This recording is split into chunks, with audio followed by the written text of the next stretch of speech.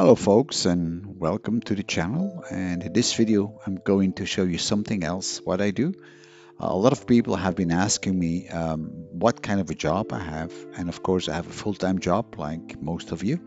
I'm not retired yet, although I'm already 62.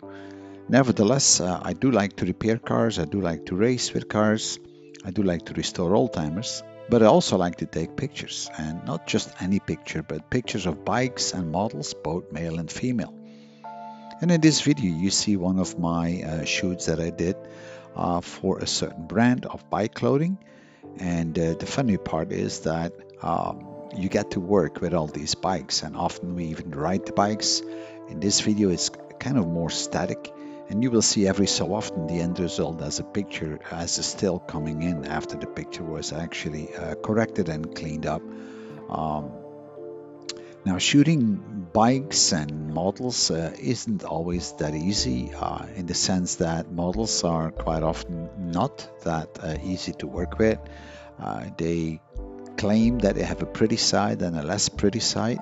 I have never seen it, but that's at least what they claim. So you need to consider that. You work with people, so you got to make sure that you have the scenes right, that you have all the details sorted out. And you shouldn't worry to lay down in the dirt or stand somewhere in a tree or sit on a hill and get really dirty because you want to have these special shots. Now, I shoot with medium format cameras, and you'll see me using a lot of light sources, the umbrellas and flashlights, even though it's a bright day. And I do this to create special effects and high contrast pictures afterwards, and you'll see a few very soon.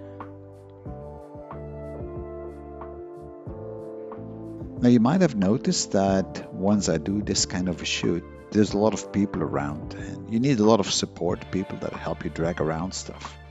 So here you can see the results, and you can see we got a lot of contrast in the pictures, and that is exactly what the requester of this picture wanted me to do. So this is what I do.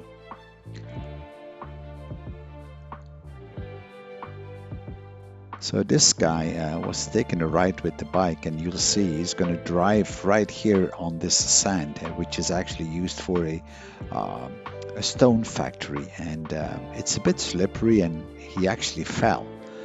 That was not deliberate, but luckily he did not got injured, but it was great to capture that actually.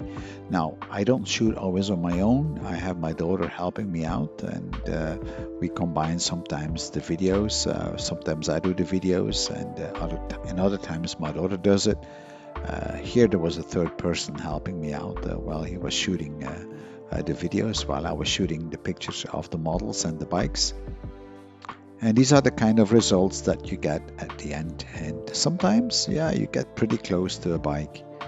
I know in this video we don't have a lot of activity with bikes because this was more of a static shoot.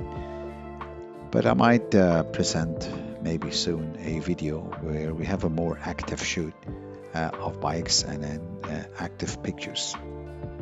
You can notice here that I have this big umbrella, and this is to create a wave of light really, and that really works out well. Now, you might have noticed that I do like to shoot in some awkward locations. I do like old factories a lot because I think that creates a special atmosphere. Now, pay attention to the 16 on the bike.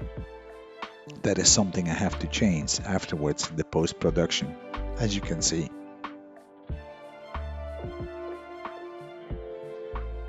And these are just a couple of pictures that were used afterwards in the catalog. They all came out of the same shoot. And yeah, these models had to get changed quite a bit.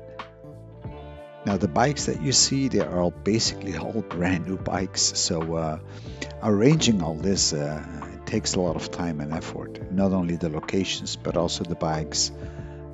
And then trying to prepare all the scenes up front, because that's so important that you know exactly what you're going to shoot.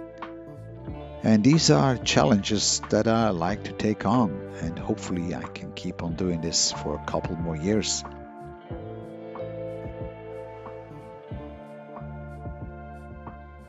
So far, we never had any issues with shooting this kind of shots. People are quite willing to do whatever you ask them to do as long as it's reasonable. Even for the locations, often it just takes a bit of persuasion to go to those places and demand or ask really if you can shoot there, and most of the time people do agree to that. So I hope you enjoyed this video, and I'll see you in my next one, which is more about cars and building houses. Thank you for viewing. Bye bye.